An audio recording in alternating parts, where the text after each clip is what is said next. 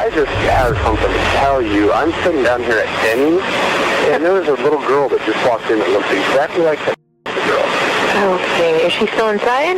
Yes, she is. And she's with an older man. With an older man? Yeah, and the thing that really triggered me the most was I was reading the Nickelverse, and I seen her picture in the Nickelverse, and I showed it to one of the waitresses here, and she said, "Oh my God, she's in here." A report of a missing child appearing first inside a store and later inside a nearby Denny's left customers stunned. People inside the restaurant struggled to process what they were seeing. A girl reported missing weeks earlier appeared to be sitting openly in a public place. The situation seemed unreal. When officers reached the location, the case began to shift in a darker direction. Investigators soon understood the situation extended far beyond a simple sighting. What unfolded would leave a lasting impact on Coeur d'Alene and spread far beyond the city limits. The details soon revealed a level of brutality few had expected. Even more disturbing, the individual responsible showed a level of cruelty beyond early assumptions. This moment marked only the start of a longer and more violent chain of events. May 16, 2005 began as a normal rainy day across the Pacific Northwest. That changed when an emergency call reached dispatch from a resident in Kootenai County, Idaho.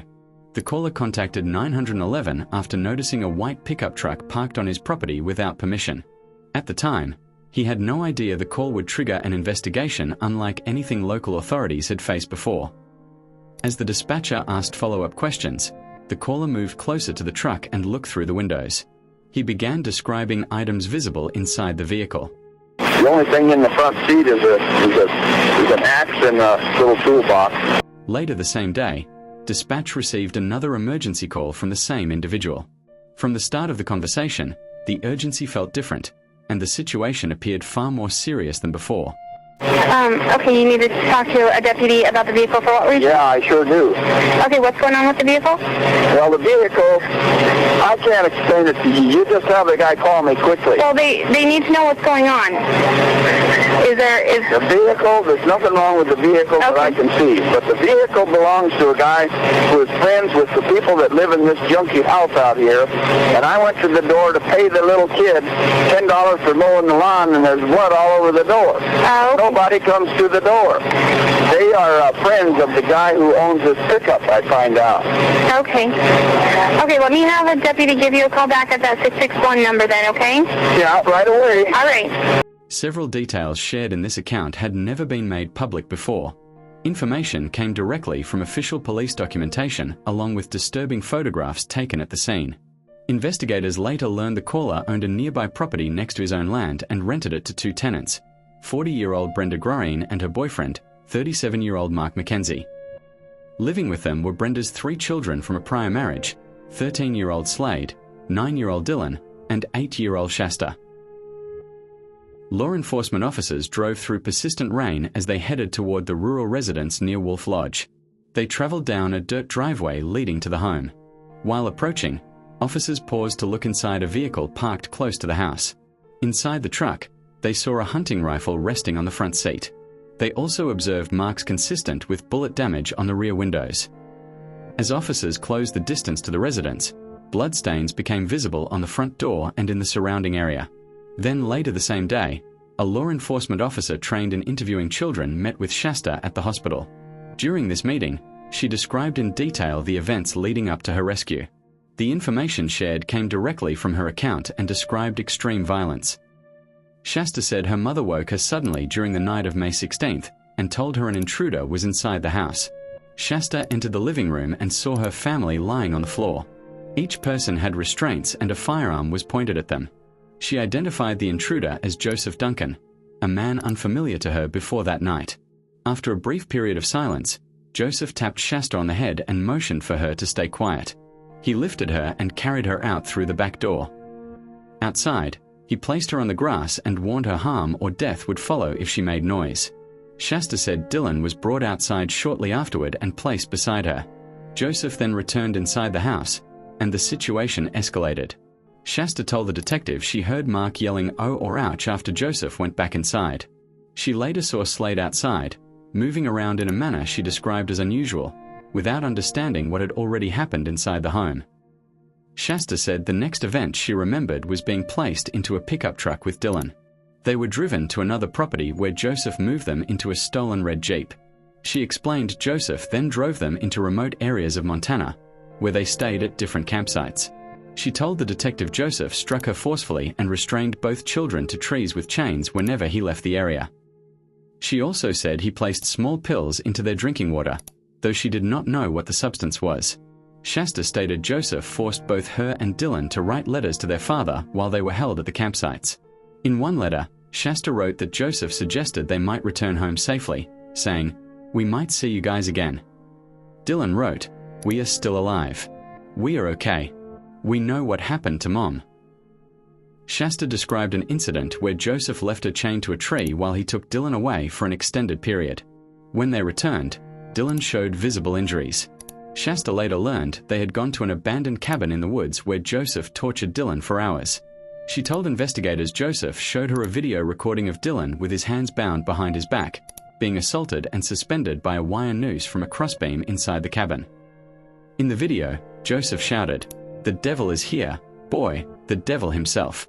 The devil likes to watch children suffer and cry."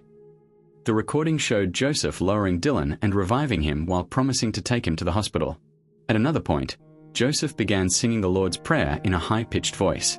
While saying "Thy will be done," he stopped and shouted, "Can this be your will? You put people on the earth to do this?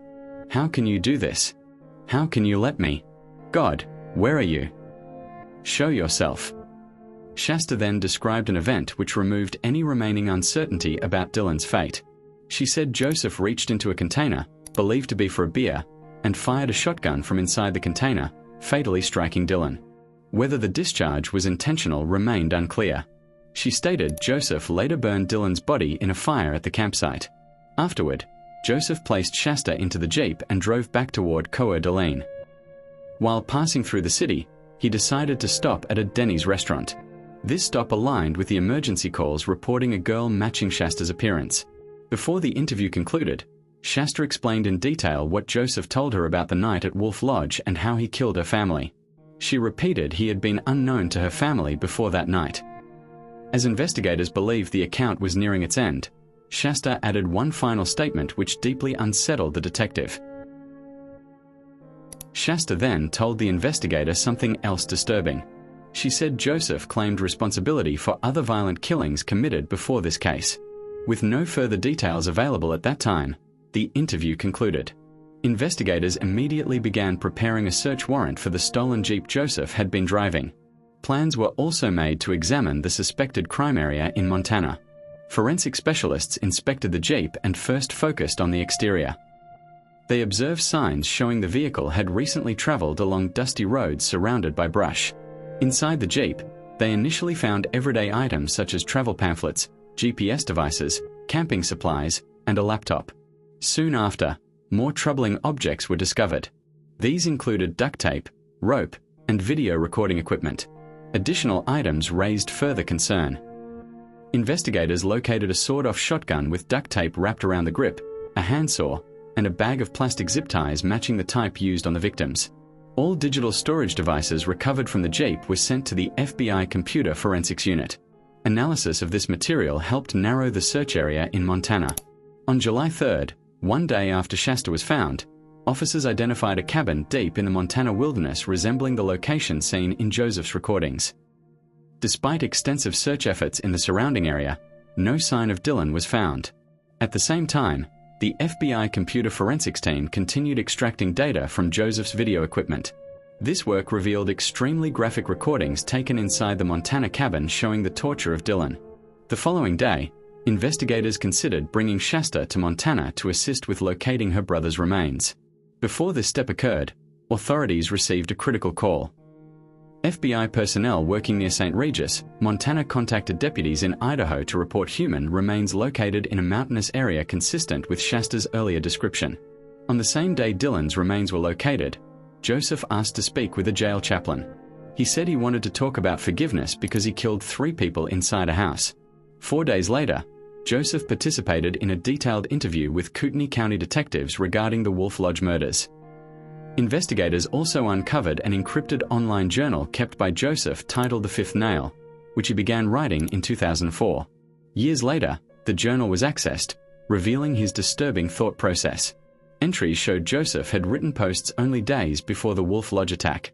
One entry dated May 11, 2005 stated, "To be more specific, I am scared, alone, and confused, and my reaction is to strike out toward the perceived source of my misery, society.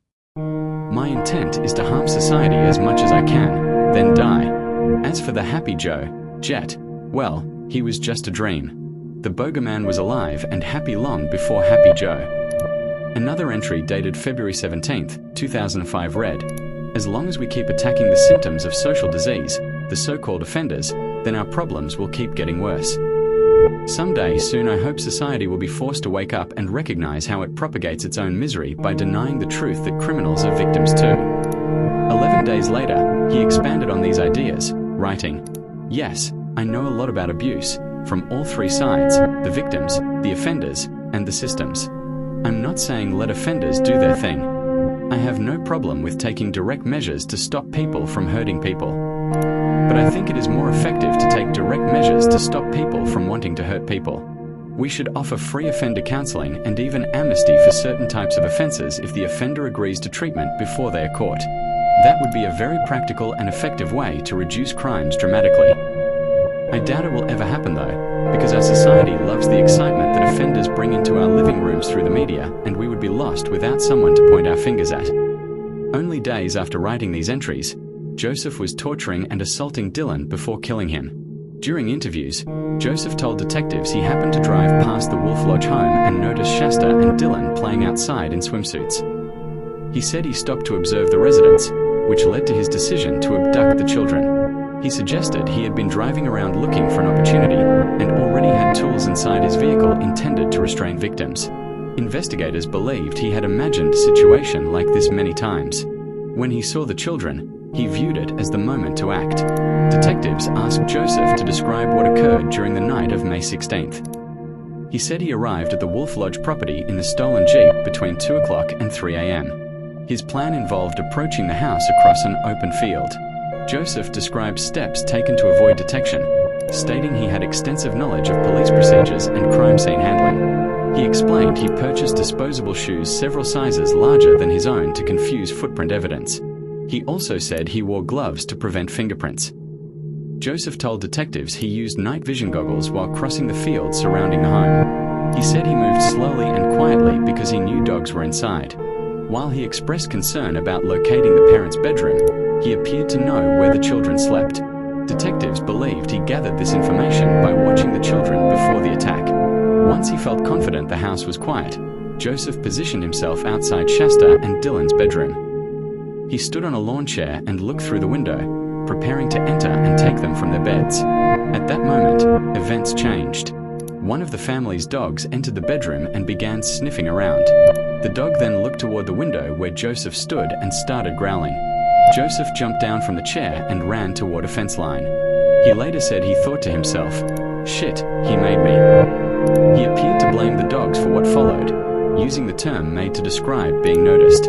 Joseph said he waited near the fence for about an hour to see whether anyone reacted to the dog's behavior. No one came outside and he saw no movement inside the house. He told detectives, "I kept looking for excuses to not do what I was going to do." He also said he nearly abandoned the plan and searched for reasons to leave. In the end, he decided he would return to the house and proceed only if the back door was unlocked. If the door was locked, he said he would leave the family unharmed. Joseph stated he returned to the house and found the back door slightly ajar. He entered while holding a sword. He explained the first shell was punctured meant to scare the dogs if needed. The second shell was a slug intended for the adult male. He said the dogs did not react when the door opened, yet he still withdrew to the fence line for about 30 minutes to steady himself. After waiting, he retrieved the duct tape and some ties from the back door. Then approached the back entrance again. Joseph said bringing his